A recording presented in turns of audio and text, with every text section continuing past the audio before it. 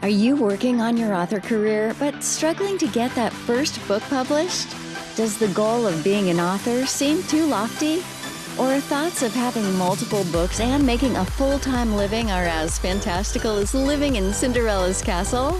Welcome to Discovered Wordsmiths, a podcast where aspiring authors can be heard. Join Stephen Schneider as he finds and talks to authors you may not know, but authors that have gotten their foot on the author career path. Hear what they've done to get there and where they want to go now.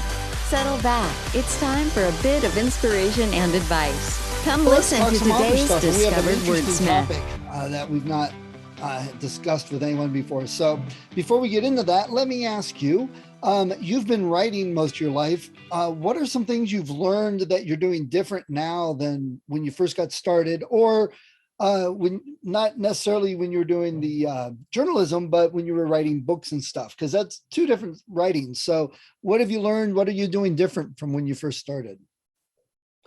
Yeah, I'm going to have to say that the stuff I've learned a lot.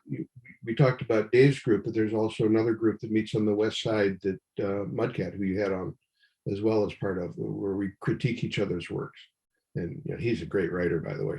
He'd be another one of my favorites. But just learning how to, I tend to throw out too much stuff, and they're teaching me, and just as I go, I'm learning to put all this stuff in the first draft, and then tighten it up and cut it out and put in what's most important in there. I am learning also how bad an personal editor I am. I have a guy who's helped me a great deal on that, and then I've also recently purchased some software that I hope will help with that as well. What's the software? And it's just typos. I can write 5 sentences and have 5 typos in there and not see them myself. Well, that's pretty good, though. I know some authors where there's more than 5. So what's the software you're using? Well, I write in Scrivener. Okay. But I picked up one called, what is it called? Pro Quality Writer. Give me a second. I can actually. It should be. It's on my other computer. Pro Writer Aid, I think it is. Pro Writing Aid. Yeah. It's like an AI software. Yeah. And I don't take everything it suggests, but it helps me with the commas and the punctuation. The thing I seem to do a lot is double words. Okay. Probably when I'm writing and then rewriting and deleting and stuff, and I just don't see the double word. It's so far in the short time I've been using it, it's been helping me a lot on that. So I also use that, and I've been using it to learn and hopefully getting better. It doesn't seem like it. I still go, man, how many not mistakes, but how many things do I need to look at, whether they need changed or not every time. But it's not always the same things that I used to do. So it is a good learning tool if you use it as such. You can't just blanket accept everything. Yeah, so, my old editor back at one of the papers used to put a list of all the words I commonly misspelled in front of my typewriter. Nice. I learned all those, and then she'd replace them, and I'd have new ones. Yeah, and I talked to teachers and parents and kids, and in school they do a little bit of writing, but they really focus on the grammar, the structure, the spelling, and I'm sorry, that's not for writing necessarily your biggest focus. You lose the story, you lose the flow, the feel, the voice, and all of those things can be corrected with a couple button presses now. So that, I understand it's school and the kids need to learn that. I think the kids should learn grammar and all that, but it doesn't mean you can't write a good story. They're separate things. So, okay. So your book, what are you doing to market it? I know it's on Amazon. So far, I'm trying to learn this, because I work for a marketing company. I work with a bunch of marketers. You'd think I'd know how to do this better. But I am not personally a great marketer. I'm not personally very good on social media per se. So I'm learning, and that's another part of publishing this book, is to just take the time and figure out what's going to work. So primarily I'm doing the Amazon ads. I'm hoping this reaches at least a couple people. Right. And I've been exploring some other options, some of the newsletters that Mudcat was suggesting. that are recommendations to people where you can plug your own book in there as well. Nice. Yeah. And Okay. I'd like to do some in-person stuff too, now that we're allowed to. Yes. I'd like to get into more of that in the area too. Maybe we'll run into each other at the same event. That'd be cool. Or hold the same event together. Yeah, I thought of that too. It's like, if you can't find one, then just create one. That's, the next thing. I know enough authors in the area between Dave's group and other people I've talked Sure. to. We could probably coordinate and do our own thing, something. Just even if just for the little bit of press or whatever, you know. Okay, so our discussion today, an interesting topic, is using real people and mentioning real people, which also could be corporations and products and stuff in your book. So let's start off. What have you done in your books, and why did you choose this as a good topic to discuss? Well, it's a good topic to discuss because I don't know whether I've really messed up or not. Okay. And there's really only one that I go back and forth. It's a public figure. I wrote a book, I wrote a story literally with the newly elected president. This was written before the election in 2016, of the newly elected Hillary Clinton having a poker game with the devil. The devil has kind of said, well, you owe me now.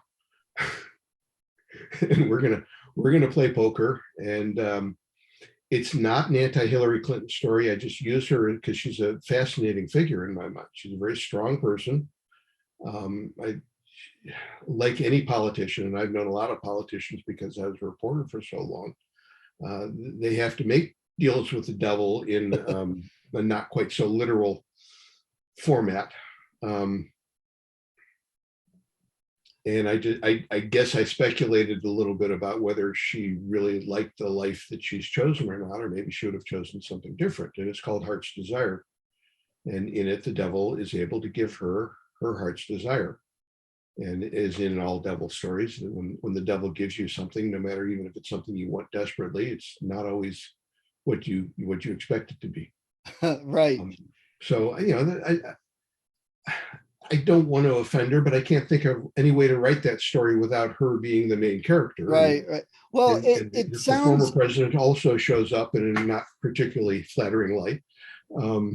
But it sounds a little bit of political editorial, which is covered under fair use and protection, along with like Weird Al parodies and the comedy Right. and stuff. There are uses, not just, you're not saying she did make a deal with the devil. You're not Right. saying she is the devil. That's where the libel slander stuff starts coming in.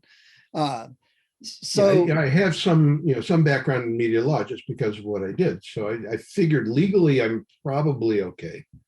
Yeah, but she could probably afford much more expensive lawyers for a lot longer. So it may not matter whether you actually win. This is true. It may not be a good situation.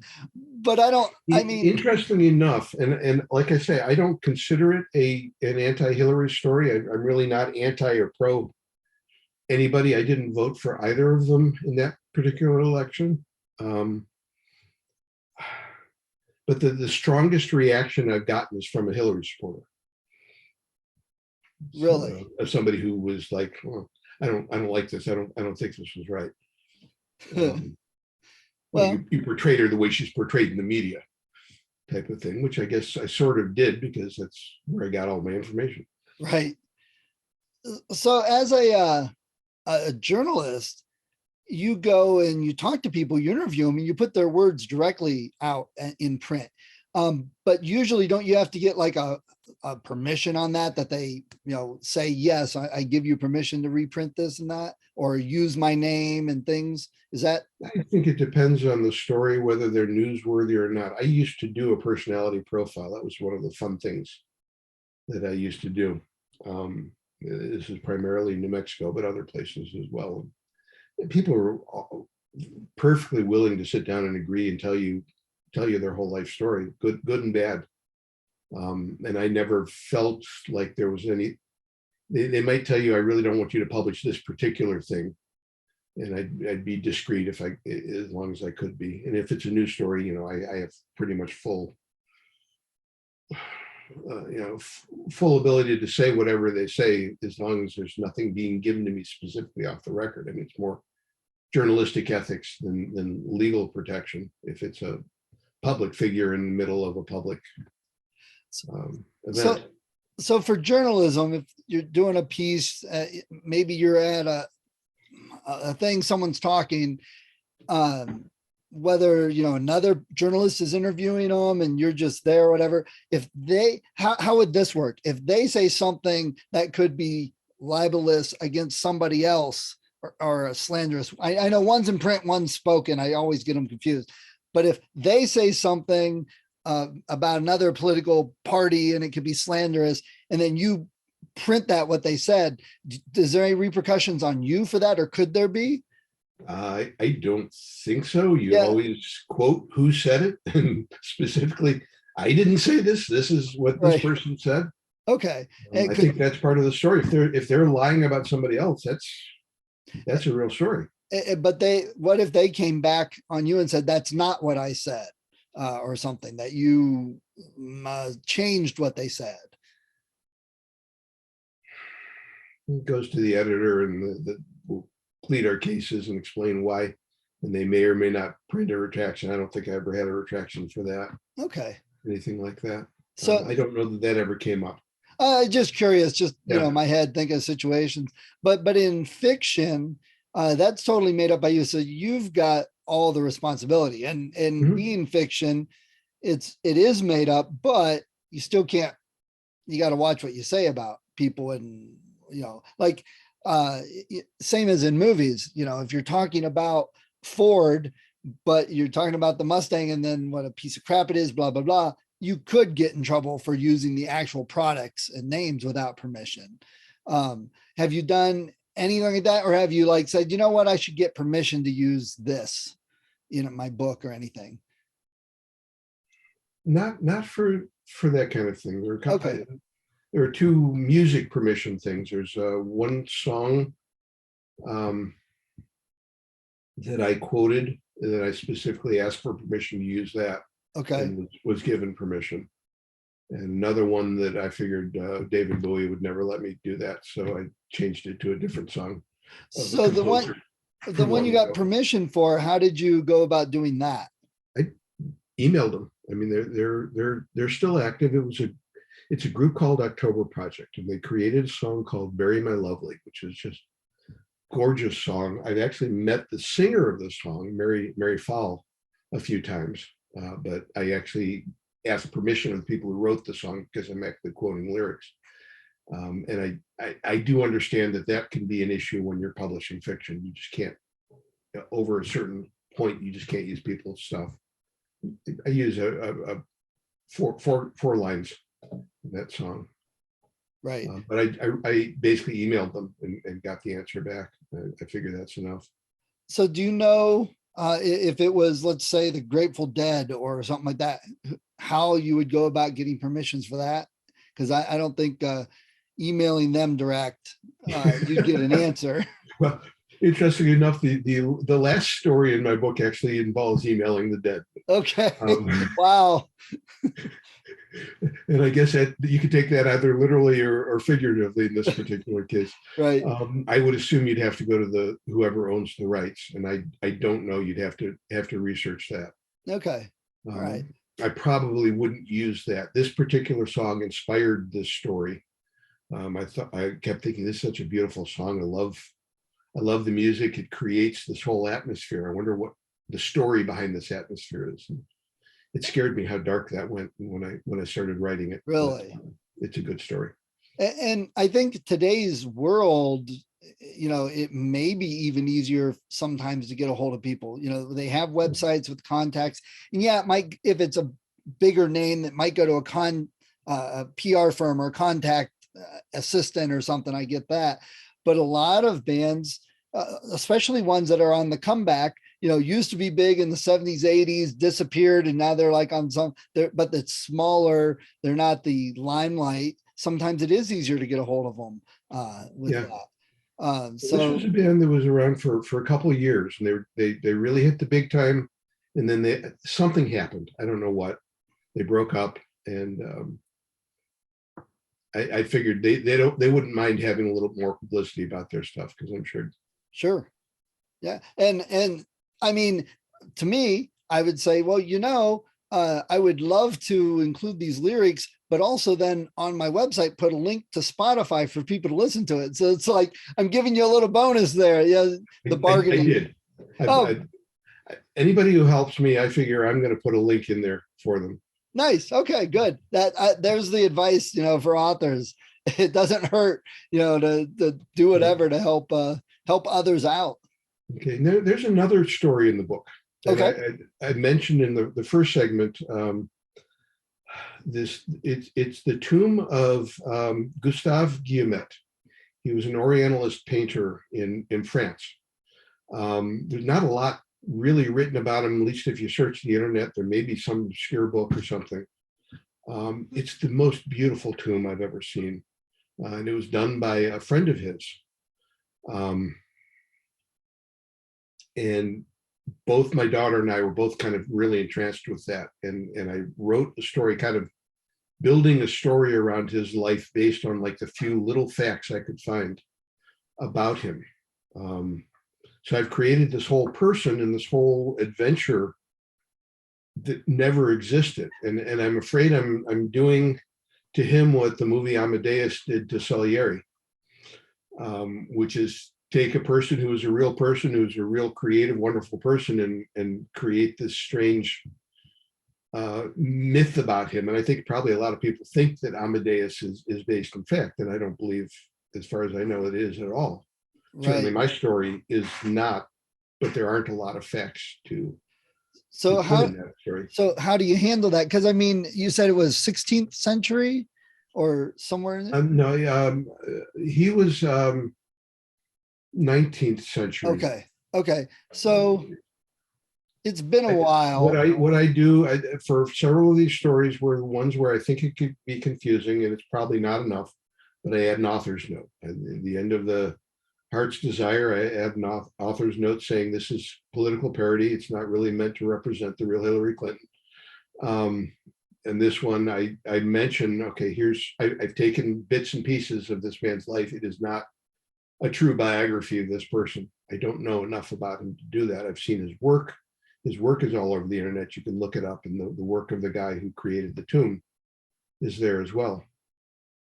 Okay, and that I think that's covers it. I've never checked with a lawyer, but being that old, it might be different if it was like the Kennedys here in America, where the family is still around, and and some of the direct relations are. But I think it also is, how. And this is stupid, but it's how big are they? If it's a TMZ level, you probably got more to worry about. But a French painter. But I'd also know more about them. I'd know whether. Yeah. I mean, literally, this is from the life, the end of the life in the Wikipedia page. Okay. You couldn't find a whole lot more about him. He was shot. He went back to his wife after having an affair. And died in the bosom of his family, if you will. But there's not a lot more about that. I mean, nobody knows exactly what happened in that. And so, like you said, I mean, there's unauthorized biographies, which, are not approved, that come out. So, I wouldn't have a problem doing that. This isn't even a biography. I make no pretenses. The story. That this is anything other than a story that I made up, that I think is a pretty good story. Of course, who am I to judge?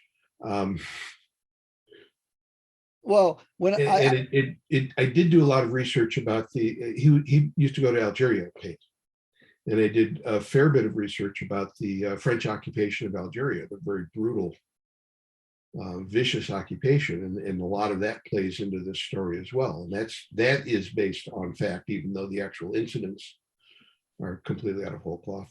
Yeah, well, when Harry Turtledove writes alternative history and uses real people in it, and then I talked to Armin Shimmerman, and he wrote about Shakespeare when he was young, but used some fantasy Shakespeare characters in the story, but based on real events. So, I mean, I would say any author wanting to do that if you're concerned, find a lawyer that knows and talk with a lawyer that knows for sure.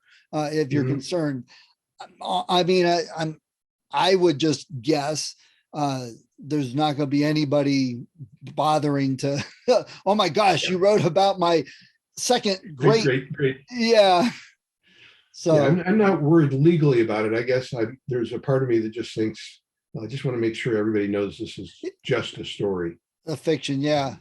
And let me talk real briefly about the other two stories, the two stories that make up my time travel historical stories. Boy, years ago, I watched this movie called Queen Jane, and it starred this really beautiful young actress. It turns out to be Helena Bonham Carter, but I didn't know her then, and Carrie Elwes from The Princess Bride. Both fantastic. And I was just kind of entranced by her. And then 30, 40 years later, now as I'm writing this story, I'm writing a story about somebody, a time traveler who's entranced with Lady Jane Grey. He's a little obsessed with her. And so the first story is him going back and meeting her through multiple times in the life.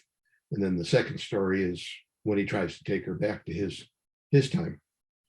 And things go terribly awry, as they often do. Right. But that's writing about a real historical character. I did do as much research as I could. There's not a lot of stuff that's really sure about her. They don't even know what year she was born in. There's one painting, which is a copy of a painting they think might have been a painting of her. So I took a lot of leeway in this. I literally joined the Tudor Society just to be able to ask questions and find some more resources. So there's a society that loves the Tudors in England. Nice. And I think what we were also mentioning is the amount of research, trying to find as much as possible, because that's part of it too, is that if somebody gets offended and says, well, you wrote that so-and-so was like this, and well, you can't prove it either way. And you said, this is fiction. So I think any lawyer would probably say there's really not a case here. It's not libelous. It's just, a fiction piece about someone 200 years old or whatever. So yeah, this is the one who's in the 1500s. So yeah. A little pulled back, and they've changed dynasties in England, so I'm not really worried about the Queen. And what was the last one? I thought you said you had two. I'm sorry. Well, there's two stories in that series. The one where he meets her, and then the second story is the novellas where they try to come back, and that's a really interesting story because I try to interweave what I think of as her worldview of the time with a modern worldview, because I got to get them together so they can do other stories later on. Got it. It's kind of a cool universe, I think, in that I can take it pretty much anywhere I want to. So why did you choose to find real people to write some fiction stories about rather than just make something up with a totally fictional character? Because Lady Jane's story was so interesting. She's literally queen for 9 days in England. She's called the 9 Days Queen. She was executed a year or so later after like 17th birthday. Wow. It's a really fun, interesting story. She's supposedly quite a character in her own right. I don't think I could make that up. A time travel story has to be about real times, I guess. I can't imagine a time travel story going back to, okay, so yeah, the future they come back to is completely different, but that's okay. Yeah, actually, me and my son. It's based on, I had to figure out how to make that future happen based on him taking her away and bringing her to the future and keeping her from being executed. So okay, so it's just interesting. Comes to the alternate history. Got it. Yeah, me and my son were talking about time travel the other day, and I said, "Oh, I'd like to write a fan fiction piece where Sam from Quantum Leap jumps into Marty from Back to the Future." And then, that just sounded corny to me. Like, how would that be fun? Yeah. So, all right. Well, Bill, I appreciate you talking today. Before we get going, do you have any last minute advice for any new authors out there? Same thing that gets passed around in Dave's group all the time. Finish the damn thing. Here you go. Finish it. You got to expect one thing I've read, and I think it's true. Your first draft is always crap.